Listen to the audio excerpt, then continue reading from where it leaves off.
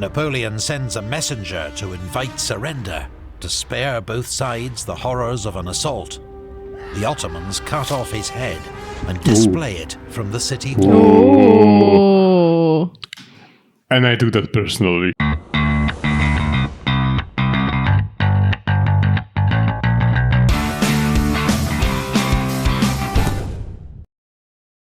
Hello, ladies and gentlemen. Hi, everyone. I am Valdemar. And I'm Veronica. And we are continuing with Napoleon in Egypt. And this is the last video from this series. And we heard that it's fire. Is it the last one from the campaigns? From the Egypt campaign, yeah. Oh, really? So there were only two? There were only two, Plus yeah. It wasn't a long campaign. There was the first one when he arrived. Then there was the one about Nelson, which was not exactly about Napoleon. And I think now it's the culmination. Okay. And I read comments that, everything is going crazy in this episode. Yeah, I saw people saying that they rewatched it as well. That's so nice of you. But they said that they rewatched the episode waiting for our reaction. That's so cool. And that it's so good and that so much happens. So the bar is set very high. But I think you have no idea how crazy it is for us. We have this channel only for a year. And to have people, actually enjoying our content so much that you're waiting with anticipation. Yeah, that someone said that they clicked right away on the notification. And I'm like, that's so nice.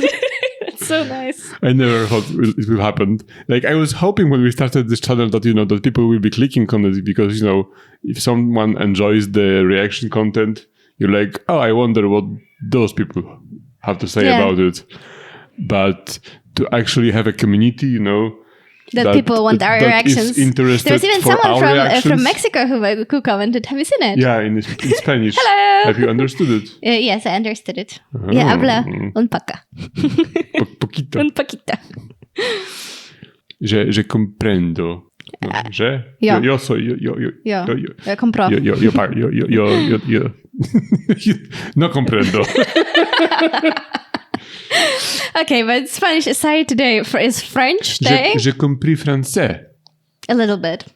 But not enough to understand Napoleon's quotes, where you to live in that era. Maybe someday.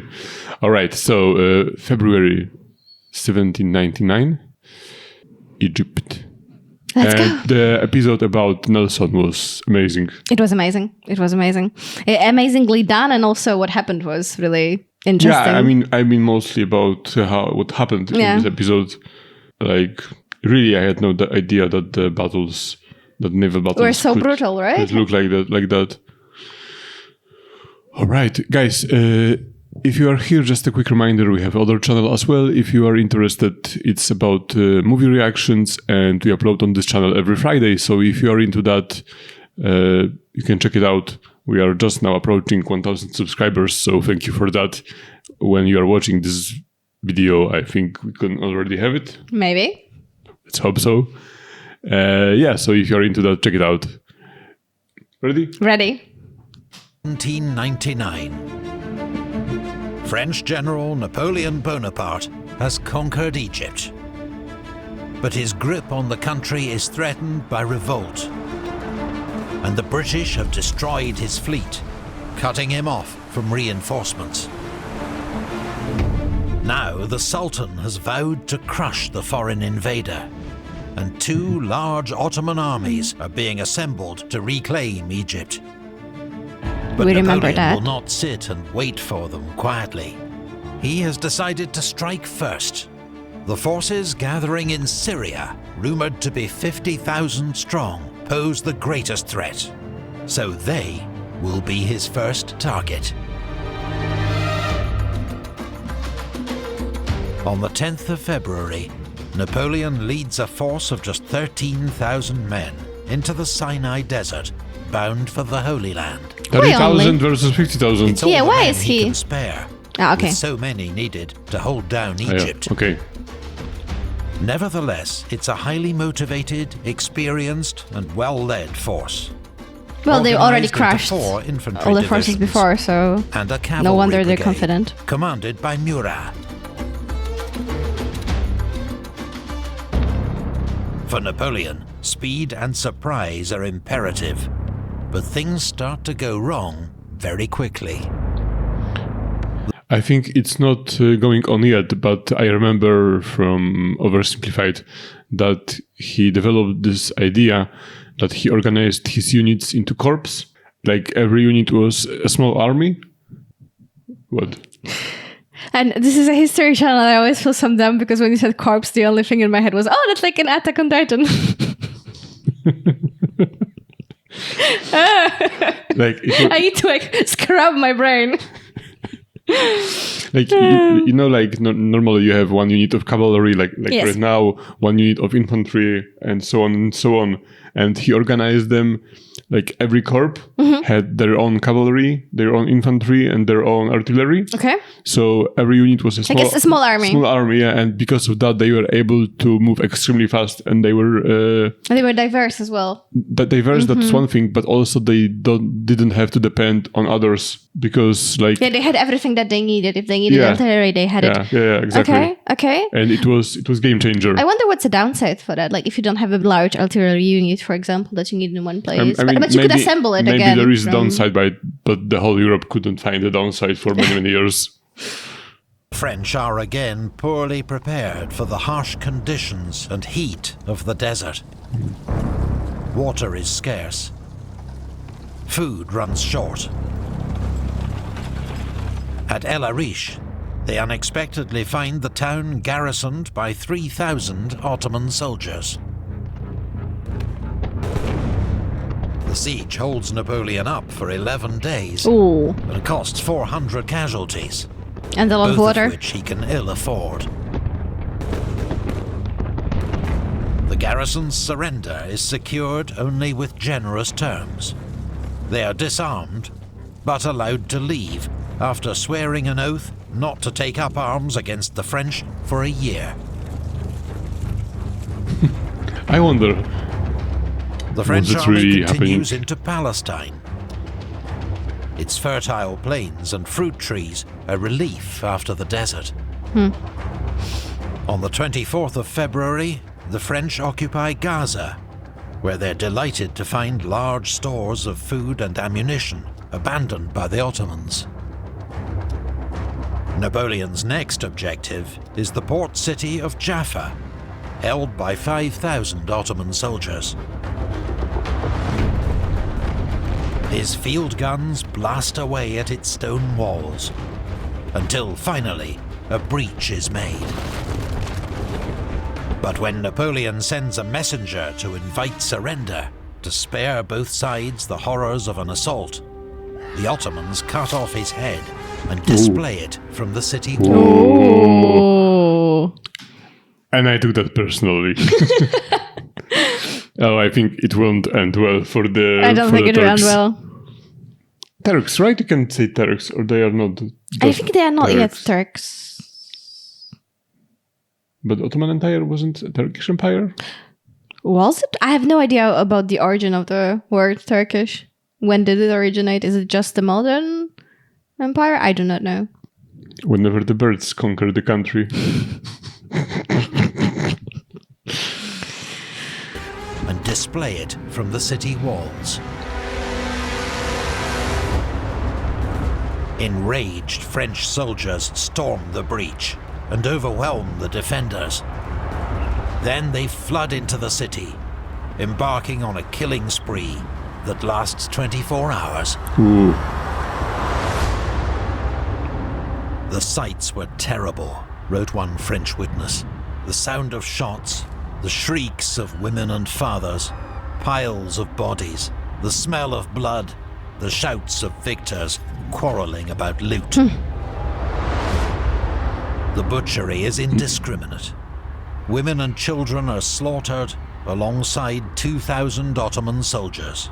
Okay, so now we're kind of clearly not on the side of the good guys only. Restored. But more horrors are to come.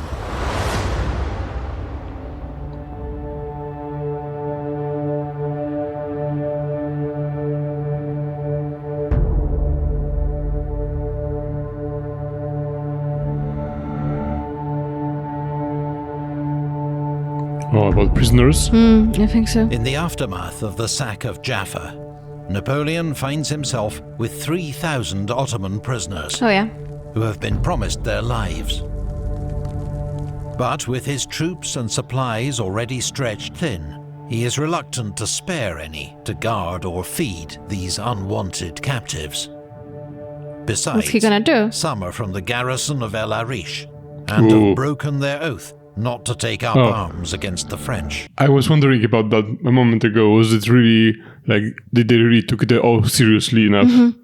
Because, like, imagine they came back to the Sultan and Sultan is like, okay, so you lost, but now we are coming back to fight them. And they're like, no, sorry, Sultan, I swear. Like, for, 79 days, I have vacation, so... I guess we'll find out. They beheaded his messenger. After conferring with his officers, Napoleon gives the order to execute the prisoners. Ooh. Over 3 days, the French lead the prisoners in batches to the beach and slaughter them. Some Over are 3 shot, days. some are simply driven into the sea, and by the 3rd day, French troops are ordered to use bayonets to save their ammunition. It is an atrocity that Napoleon will defend for the rest of his life. I had no choice, he insists, many years later. But the massacres provide easy propaganda for his enemies. While if the intention was to terrify his enemies, it seems only to have encouraged them to fight harder. Yeah. As if I think it's the case with every kind of atrocity committed on soldiers. Like, I've never heard an example on when it helps the attacking side. You know, if you know that your enemy won't spare your life no matter what, then you will just fight harder, right? Yeah, I think if you know that you can surrender and they will treat you fairly, then you're like, okay, maybe I won't fight that hard, maybe I will surrender. I heard that this was going on in Ukraine. That in Russian captivity. Yeah, the Russian soldiers are being treated okay. Yeah, that's what I heard. Yeah. And in Russian captivity, you will either be killed or you will starve and die in captivity with very low chance that you will. Yeah, so why would you? Yeah, so why would you? Let yourself be recaptured. That's why we have, even in the movies or in the historical records, so many people just killing themselves when they're about to be captured, even if they can't take anyone with them. The only example that comes to my mind when I think about a very brutal army and this tactic succeeded was with Mongols. Oh yeah, that people were just really scared of Mongols. Yeah, do you remember? Yeah. But was it with the Attila or was it with the Genghis Khan? I don't remember I think the second one, but I'm not 100% sure. That's what rings in my head. And well, I guess the atomic bomb in one way or another was kind of... Attila was Mongol or from other country? I think Mongol. Guys, maybe you know. I will have to check it out. Yeah, we can check it. To fight harder. As if by divine judgment, within days, hundreds of French soldiers fall sick with bubonic plague. Oh. Napoleon shows considerable bravery, visiting the sick in hospital, an act later celebrated by his own propaganda machine. Napoleon now heads towards his main objective, Acre. The ancient port city, famed for its role in the Crusades, I was there. Is now the seat of the local Ottoman governor. I was there in Assassin's Creed 1. Ahmed Pasha al-Jazar, known as the Butcher. For 25 years, he has ruled Syria with an iron fist and is notorious for his imaginative tortures and executions. He has ignored Napoleon's invitation to surrender. And what's more, unknown to Napoleon, 2 British ships of the line have arrived to support him. Oh. Napoleon arrives at Mount Carmel, 12 miles south of Acre, just in time to see the British capture a coastal convoy carrying his vital siege guns. Whoops. Their loss is a massive blow to his hopes for a quick siege. I thought he does not have any ships at this point. No, I think only the ones that were in that port were destroyed. But I don't think there were many others.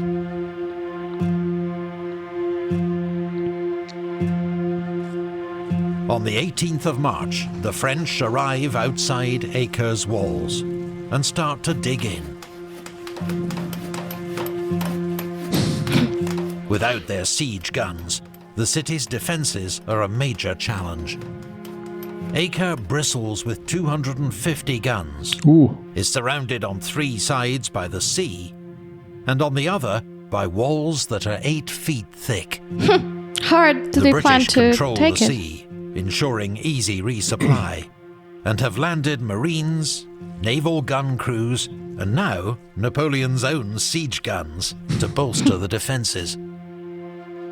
I can't imagine how we can win this. Commodore But Sir I guess Sidney he Smith will. is energetic and full of ideas.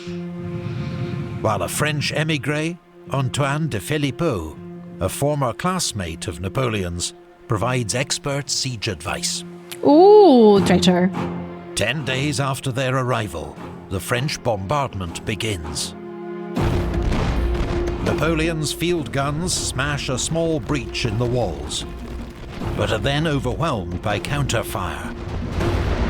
40 gunners are killed, and all but 3 guns disabled. Napoleon sends in his infantry with scaling ladders. How's he gonna win this? Ladders. Like it's A Yeah. hidden moat breaks up The their medieval assault, times. yeah. while defenders blast them with muskets and hurl down rocks. How did they take the The ladders French with themselves? Did they make them there? fall back in disorder. I think they made them. Any man left behind is likely to be decapitated. The butcher has offered a reward for every French head he has brought. The That's French savage. then repel an Ottoman sortie, inflicting They're bringing in the heads and they're like, Est-ce vous parlez français? How can I say that is a French head? No money for you.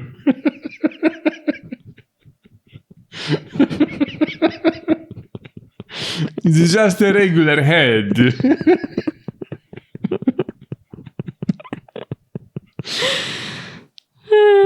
I'm not there is like with the mustache like this, and the you know the hat. The hat, or they have to wave a baguette in front of its nose and see what happens. They bring to the Sultan with they're preparing the heads. There is a guy who starts the business. They like bring the heads to me. Like, Make them French. curling the mustache, mustache. putting the baguette in the mouth. And the beret. The bread, yeah.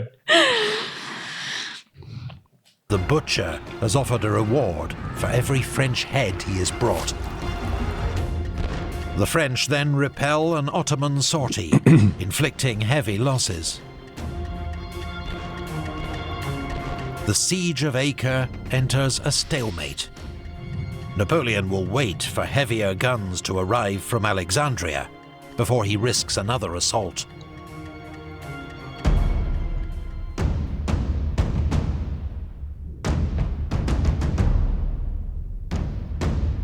But then, alarming news arrives to disrupt this plan. The Ottoman... It's not the same Mount Tabor as in Bible, right? Like, I don't think the geography... No, I don't think so, right? I don't know. It is kind of Wait, the area. Here is the Lake Galilee. Yeah. So, We had Jerusalem just next to there. so it could be. It could be, I think. Alarming news arrives to disrupt this plan. Yeah, The Damascus is up Ottoman there. army gathering to the north, 40,000 strong, is on the move. Whoa. And we have how many left at this point? Napoleon can spare 9,000? just 4,000 men to face them. Ooh. The odds seem insane, but Napoleon trusts in the training and experience of his troops, and particularly the quality of his officers. Unsure of the enemy's line of advance, he divides his force.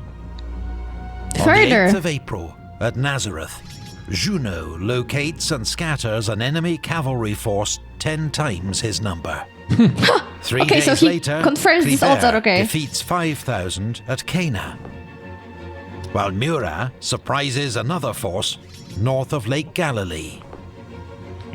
Yeah, I think it could be the same mountain because it was Nazareth, Cana, Yeah. like, when where he transformed. Jesus transformed the water into wine. But so he just confirmed that these odds are okay because he killed 10 times the soldiers that he has, and now there is less, so now we have better odds. It's like, oh my god. Prizes another force north of Lake Galilee. On the 15th, General Kleber receives word that the main enemy force has swung round to the south and is camped near Mount Hamure, 8 miles from Mount Tabor. Seeking glory, Kleber advances with just his own division, intending to surprise the enemy at dawn. What? But he misjudges the march. When the sun rises, he's exposed on open ground. His 1,500 men facing 35,000. Oh my god. What was he thinking? Come on. Kleber's division forms square and under a scorching sun holds the enemy at bay for 10 hours. But they are running low on ammunition and desperate for reinforcements. Napoleon, meanwhile, is racing towards them with 2,500 men. Okay, that's a bit better. He arrives just in time, attacking the Ottoman army from behind, taking them completely by surprise. Most of their forces are a peasant militia, and seized by panic, they flee in all directions. Kleber joins the attack. The Ottoman army disintegrates. With just, 4,000 people? Yes, against At a cost 35,000. of fewer than 300 casualties, Napoleon has destroyed the enemy relief force. What? And I think I would secured change my control religion of if I was part of the Palestine. Ottoman Empire. The fall of Acre I'd be like, this guy is must clearly now chosen by God. surely follow. Oh my god. But how good of an intel you have to have? Because, when you think just about numbers, you think, okay, no, we are coming back home. It's not possible. But they had to know that the enemy is not well trained, that they are just peasants. Well, I suppose they've already seen in those couple of battles that they had before that they are not that well prepared and they were able to squash them. I think it was a different case with the military outposts. True, this one was supported by the Sultan army because the military already was there, in those cities, and I think they fought better. Yeah, and careless of the Sultan as well. I mean, suppose they didn't have any other choice, but they thought that just the numbers would be able to take care of it. I would think so. I would have no idea that it's possible to beat 35,000 people with just... And this guy, I thought he's crazy, like 1,500 people against 35,000. Yeah, I thought so too, and but the guy then he's is like, no, it's no problem. We can do it. And they could. It turns out they could. They could, and they only lost 400 people. Yeah. And 400 casualties. But I cannot imagine this. Like, they said they formed a circle and they were defending, not circle, square. And they were defending themselves for 10 hours. Like, even the sheer number of people. Just, again, horses. Just ramming into you. Would make you think that, they could just ram them. But no. It really shows how important was the training, right? The formations, the technology, of course, if they didn't have the guns, then they would not be able to do it. But mostly the formation, the discipline as well. Because you see the clash of the disciplines. Like, they are holding the formation, which is very important. If you break the formation, then it's over. Yeah. And then you have the peasant army from the other side just running away. Yeah. So you can see that it's also really important. Like, kind of what he said at the beginning, that Napoleon had faith in his officers. And I think that's really important as well. Follow.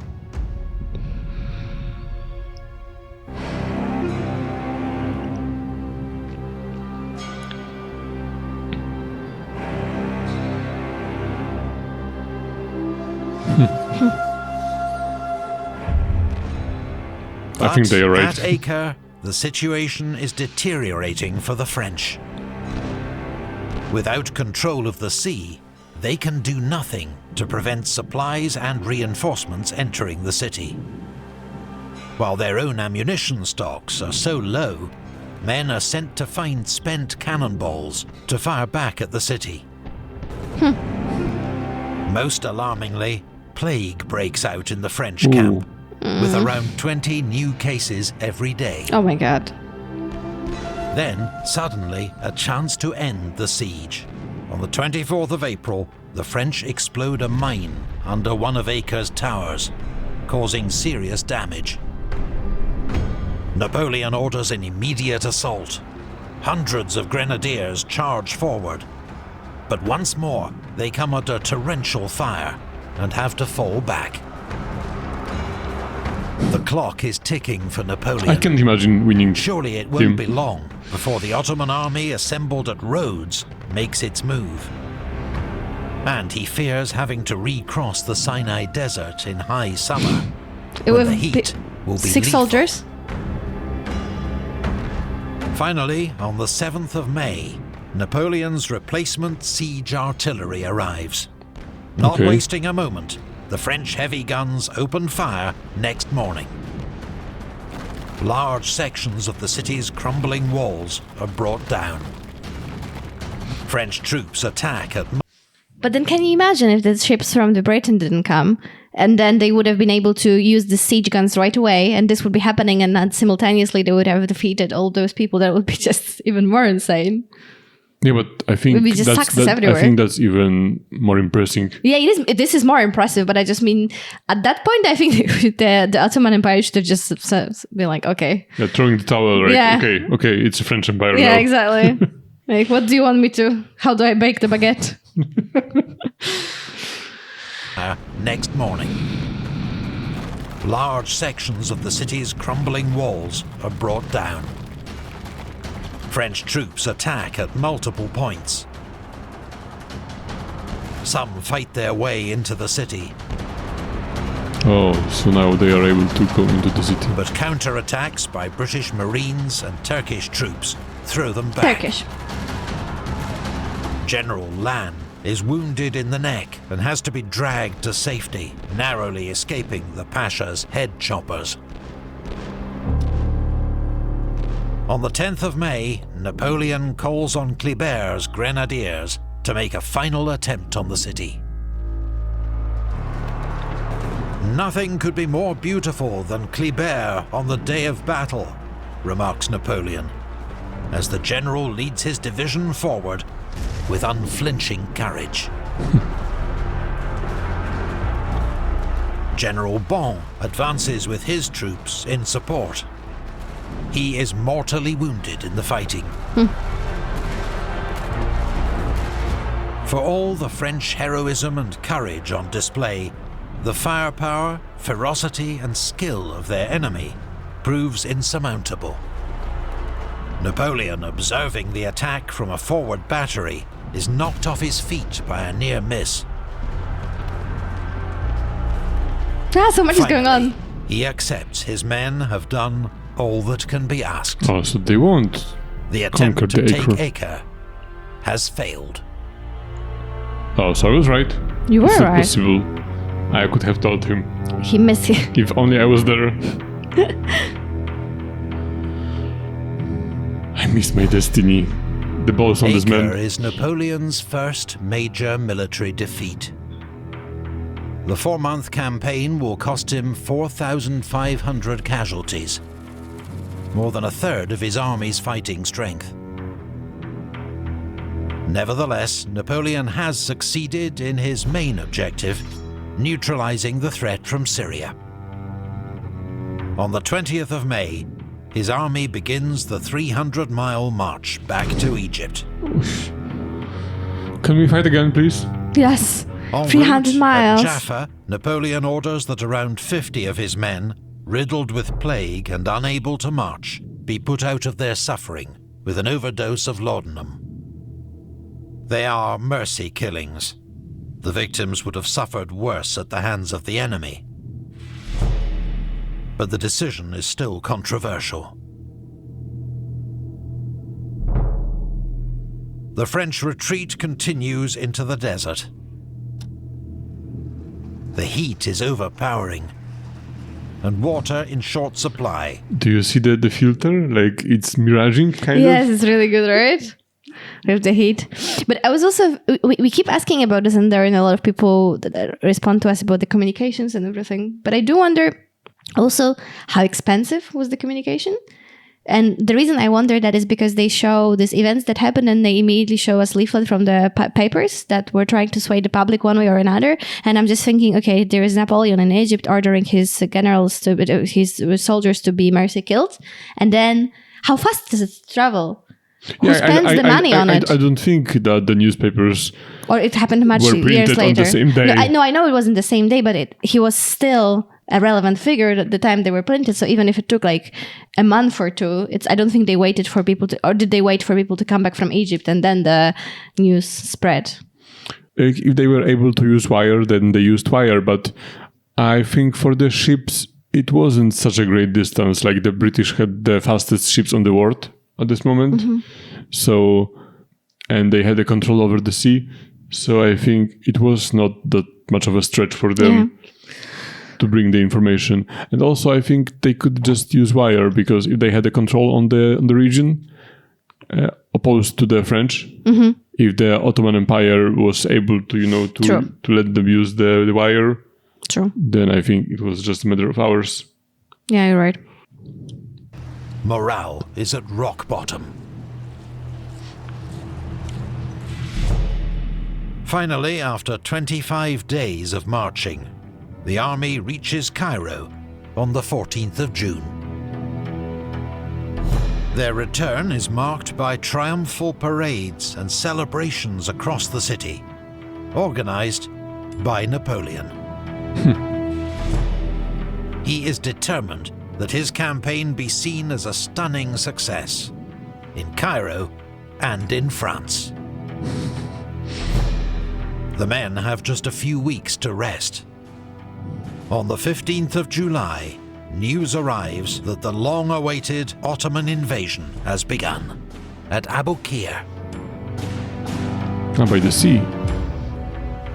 They're like, okay, we aren't gonna cross the desert, the French are crazy. Yeah, I think this is the main one because this is the title of the video. There is no time to lose. Napoleon must hit the enemy immediately before he can break out into the Nile Delta.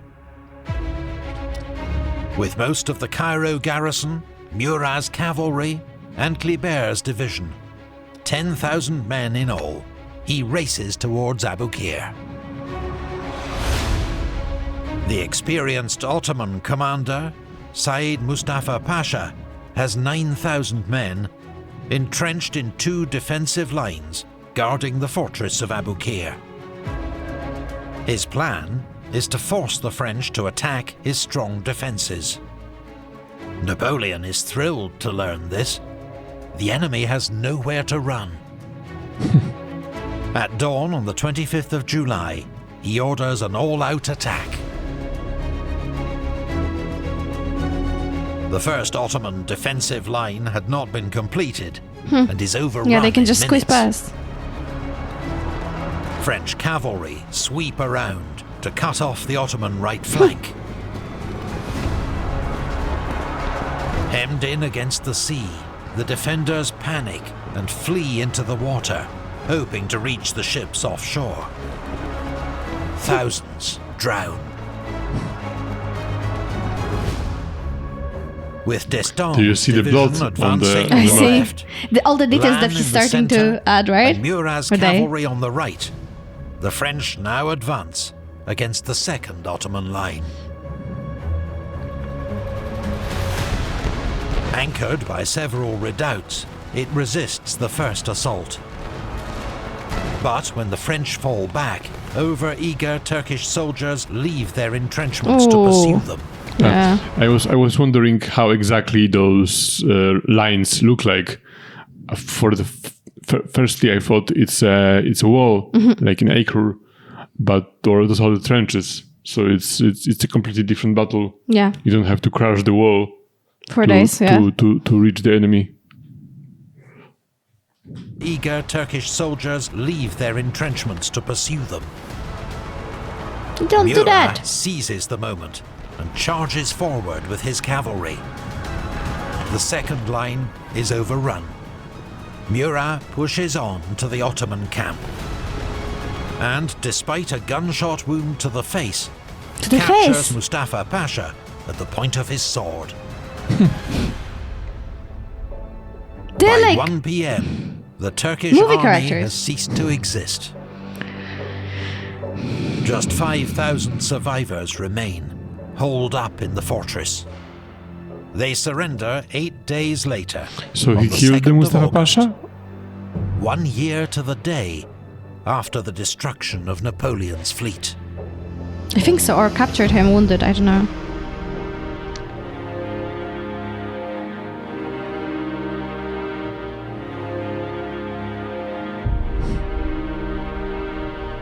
The Battle of Aboukir is a great victory for Napoleon and does much to repair his reputation after defeat at Acre. Jeez.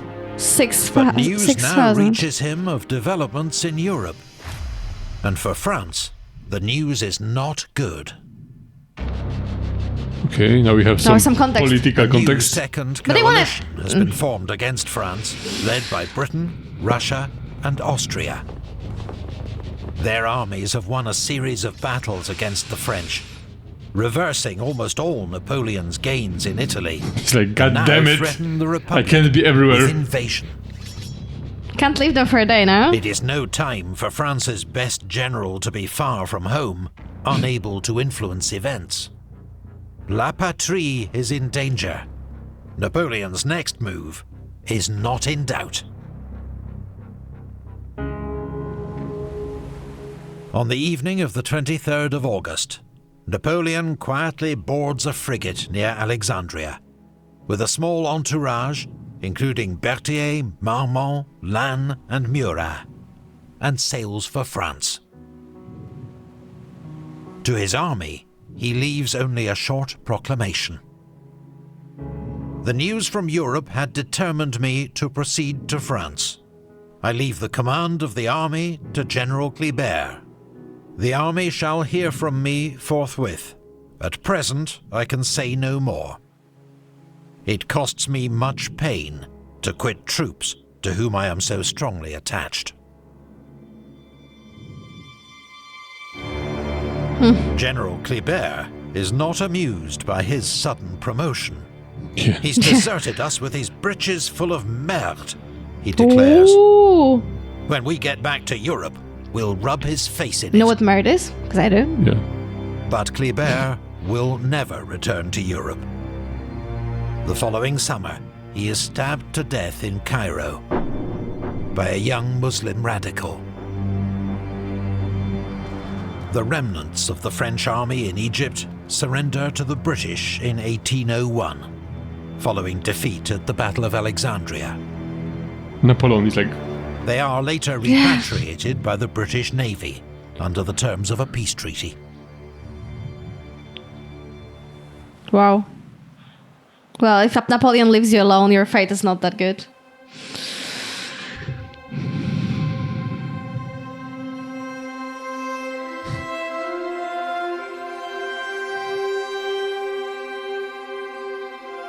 He's getting a little bit. no, it was Napoleon on St. Helena, so it was at the end of his life. expedition Oh, to okay. Egypt was a costly failure for France.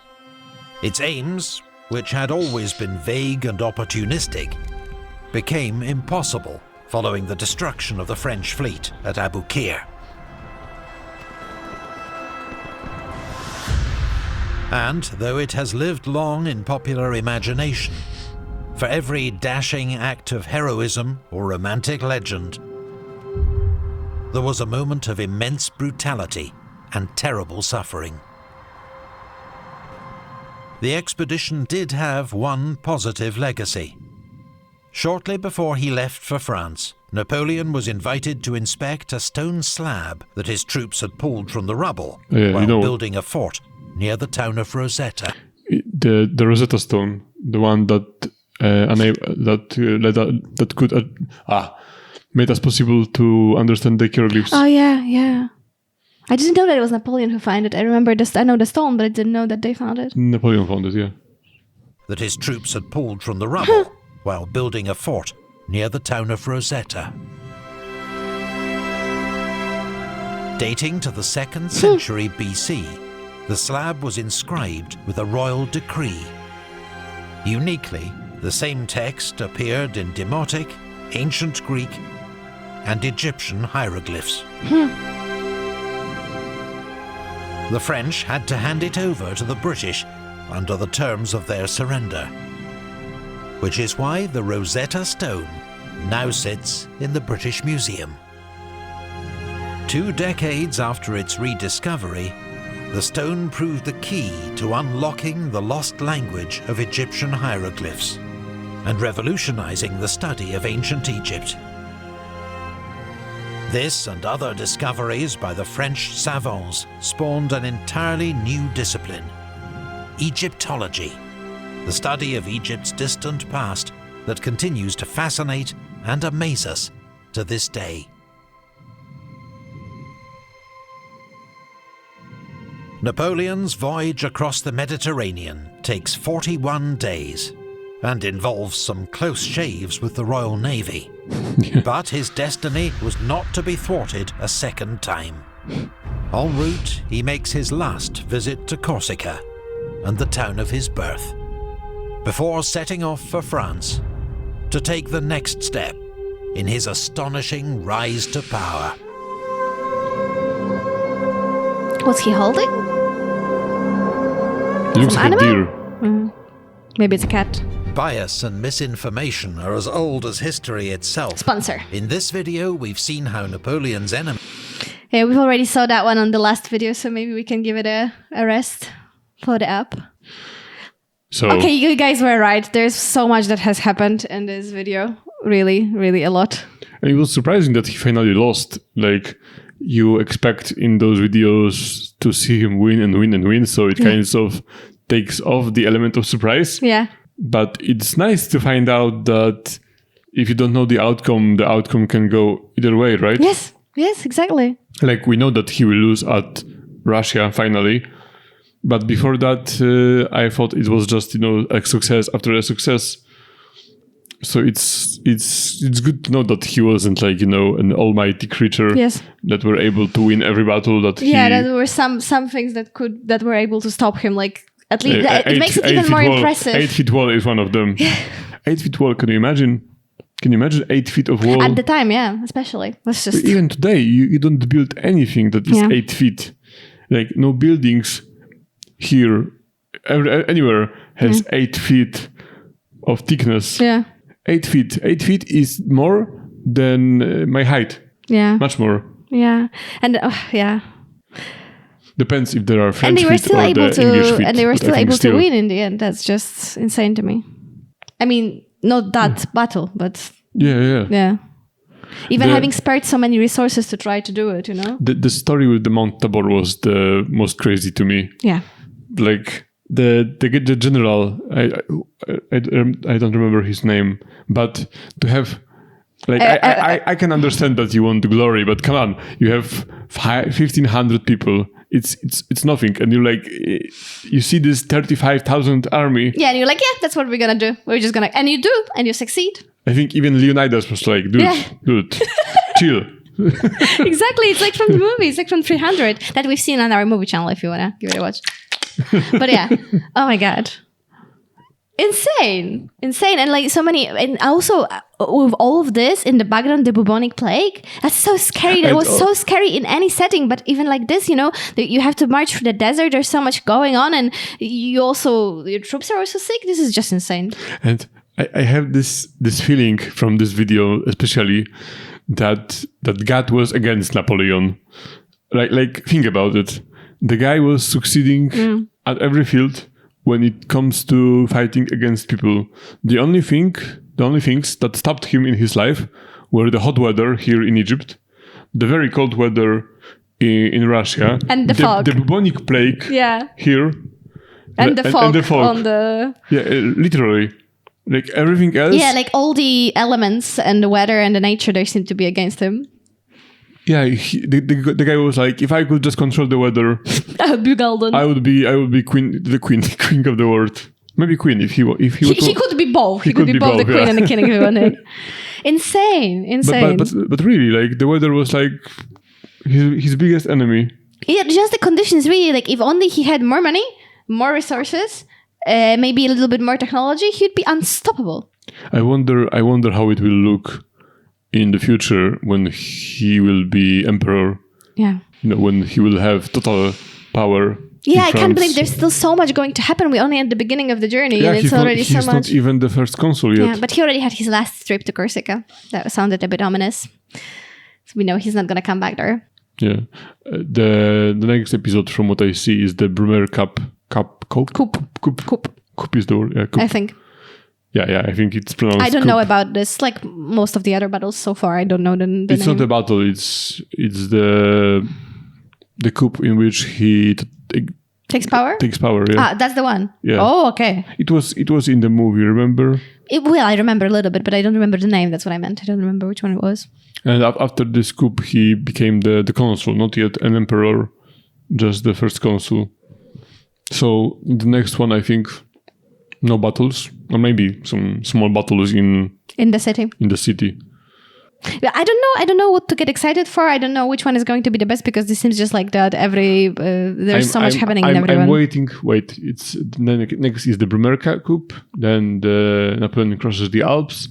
Napoleon's greatest comeback. Okay, that sounds good. So that sounds pretty good.